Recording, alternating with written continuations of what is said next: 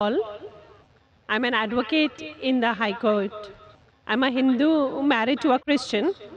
My question, which has come to my mind regarding killing. If killing is strictly prohibited in Islam, why don't the Muslim spiritual leaders openly criticize and unitedly fight the killings going on in the name of jihad? How can Muslims allow Islam to be misused and misquoted by a few of those Muslims who are maligning the name of the entire community in the entire world? Sister asked a very good question. She said that she was impressed with the teaching of Islam, that Islam is against killing innocent human beings. But how come all the Muslim leaders don't get together and condemn the killing that is going on in the name of jihad? And just because of few black sheep, Islam is being maligned. Sister, for the detailed answer, you should listen to my last talk in the last conference, 1 year back in November 2008. My final speech of the second International Peace Conference was media and Islam, war or peace.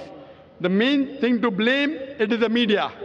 It is the media which picks up black sheep of the community and they portray as though they're exemplary Muslims. It is the media. So what you see in the media is not what's exactly happening. Quran clearly mentions in Surah Maida, chapter number 5, verse number 32, that if anyone kills any other human being, whether it be a Muslim or non-Muslim, unless it be for murder or for spreading corruption in the land, it is as though he has killed the whole of humanity. And if anyone saves any human being, it is as though he has saved the whole of humankind. So killing any innocent human being is a sin in Islam. Not only is it a sin, it is as though you have killed the whole of humanity. So anyone killing, you find cases taking place, going on the street and a bomb blast takes place, etc. Killing innocent human being is totally prohibited. It's clear cut. And when I went to USA, I went to UK, we have Muslim organizations condemning what bomb blast took place in the tube station in London. We condemn it. I went to America, I found some of the Muslim organizations condemning what's happening in 9/11. I agree with them.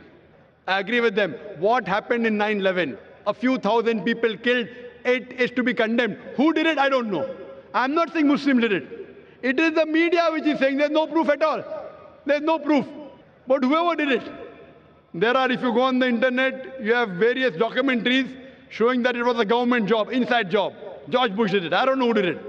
Whoever did it, killing thousands of innocent human beings in 9/11, in the Twin Tower bombing, is to be condemned.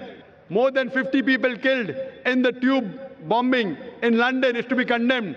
More than 100 people killed in Bombay in July, a couple of years back, in the train bombing in Bombay is to be condemned. But don't put a full stop. Simultaneously, I also condemn the thousands of people killed in Afghanistan, the thousands of people killed in Iraq, the thousands of people killed in Palestine. I call this white-collar terrorism. You know what they are doing? They are giving missiles. They are sending bombs. There in Palestine, they are fighting with stones. And they are called as terrorists. America is sending bomber Patriot missiles. They are sending cluster bombs. Cluster bomb means it falls, it breaks up into many bombs and kills thousands of Afghanis. For what? It is a coward act.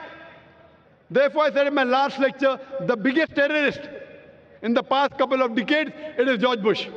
Number one.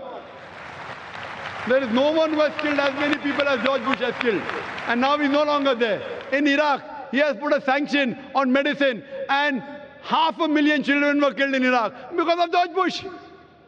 We know very well, even if I agree that one person was hiding there, there is no proof that Bin Laden did it. Even if he did it, imagine for one man, you're killing thousands of people. It is absurd.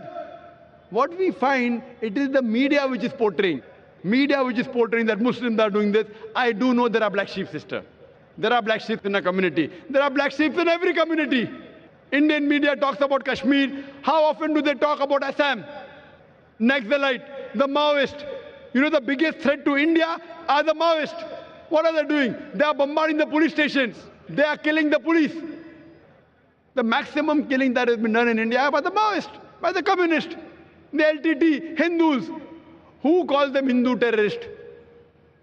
You go to Assam, the Christian terrorist. When the Hindus do it, you call it LTTE. Liberation Tamil Tigers. LM. If you go to UK, IRA. Irish Republican Army. They are Catholics. They have a big difference between the Catholics and the Protestants. No one calls them Catholic terrorists. Why? So what we find, that no religion teaches to kill innocent human beings. But there are more non-Muslims killing innocent human beings than Muslims. Now so-called Muslims who killed innocent human beings, they aren't Muslims.